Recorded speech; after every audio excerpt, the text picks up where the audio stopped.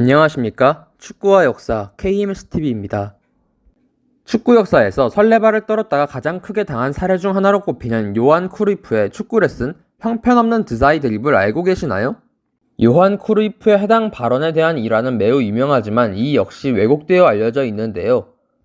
이번 영상을 통해서 해당 일화에 대한 팩트 체크를 해보도록 하겠습니다. 이번 영상의 목차는 다음과 같습니다. 1993-94 시즌 5월 18일 프리메라리가 챔피언이었던 바르셀로나와 세리에 A 챔피언이었던 AC 밀란이 챔피언스리그 결승전에서 맞붙게 되었습니다. 당시 바르셀로나는 프리메라리가에서 38경기 91득점을 기록하는 압도적인 공격력을 자랑하는 팀이었고, 반대로 AC 밀란은 34경기 15실점을 기록하는 빈틈없는 수비력을 자랑하는 팀이었습니다.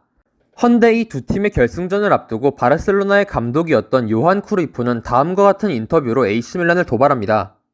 AC 밀란은 공을 제대로 다룰 줄도 모르는 드사이 같은 형편없는 놈을 가장 중요한 포지션에 두는 끔찍하게 멍청한 팀이다. 내일 우리들이 축구 레슨을 시켜주겠다. 크루이프의 이런 자신감은 어찌 보면 당연했습니다. 당시 AC 밀란은 주포였던 반바스텐과 수비의 핵심인 바레시와 코스타 쿠르타가 각각 부상과 경고 누적으로 인한 출장 정지를 당하여 공수 양쪽의 전력 누수가 심각한 상태였죠. 하지만 우습게도 요한 크루이프가 지휘하는 바르셀로나는 그렇게 약해진 AC 밀란에게 결승에서 4대0의 대패를 당하며 준우승에 그쳤고, 심지어 마지막 네 번째 실점을 드사이에게 당하는 굴욕을 겪고 맙니다. 그러나 위에 알려진 요한 크루이프의 발언은 사실이 아닙니다. 요한 크루이프의 실제 발언은 다음과 같습니다. 바르셀로나야말로 최고의 우승 후보다. 우리는 웸블리에서 열렸던 그때의 결승전에서보다 더 완벽하고 경쟁적이며 경험이 풍부하다. 그러나 밀란은 더 이상 훌륭한 팀이 아니다. 밀란은 수비에 기반을 두고 있고 우리는 공격을 중시한다. 이외의 원문 내용을 찾진 못하였으나 가디언의 보도에 따르면 요한 크루이프는 바르셀로나가 33경기에 출전하여 30골을 기록한 호마리오를 영입하는 반면 AC 밀란은 동일한 이적료로 마르셀 드사이를 영입했다면서 드사이를 언급했다고 합니다. 다만 해당 내용과 달리 실제 호마리우와 드사이의 이적료는 호마리우가 드사이보다 2배는 더 높습니다.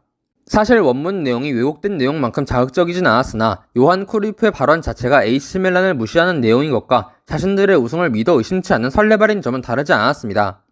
결말이 결국 기록적인 패배에 더불어 준우승이라는 결과였던 만큼 까여도 크게 할 말 없는 인터뷰인 것이죠.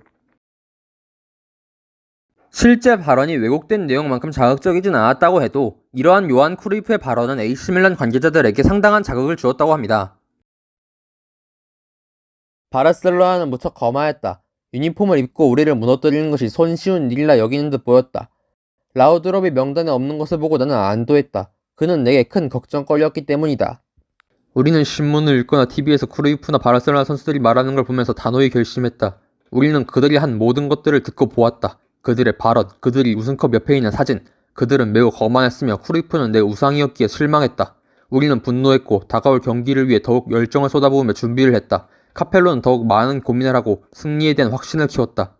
언론, 특히 외국 언론들은 우리에게 희망을 주지 않았다. 우리들은 언더독이었다. 처음으로 언더독 포지션이라는 평가를 받은 것은 우리가 경기에서 더 힘을 내게 해주었고, 이는 AC 밀란 역사상 최고의 결승전이 되게 만들었다. 그들의 임원 중 한 명이 경기도 하기 전에 우승컵 옆에서 사진을 찍었고 나중에 신문을 통해 이걸 보고 우리는 놀라지 않을 수 없었다. 우리는 그들을 존중했다. 그들의 경기력이 좋지 못하더라도 여전히 강력한 팀이었으니 말이다.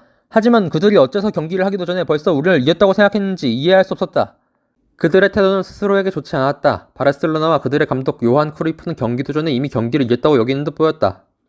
당시 바르셀로나는 지금의 바르셀로나만큼 매우 훌륭하고 창의적인 팀이어서 바르셀로나의 승리를 예상하기 쉬웠다. 크루이프와 언론들은 우리에게 기회가 없을 것이라고 비웃었다. 하지만 우리는 우리의 강점을 알고 있었다. 우리는 방어적인 조직력을 중심으로 만들어진 팀이었지만 진정한 팀의 정신을 가지고 있었다.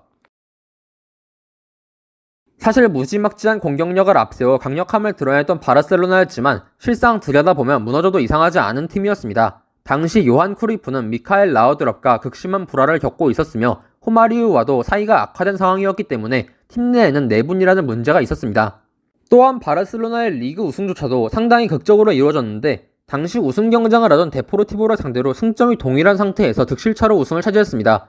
이마저도 최종전에서 데포르티보가 발렌시아를 상대로 페널티킥을 실축하는 바람에 무승부를 하면서 극적으로 이루어진 우승이었죠.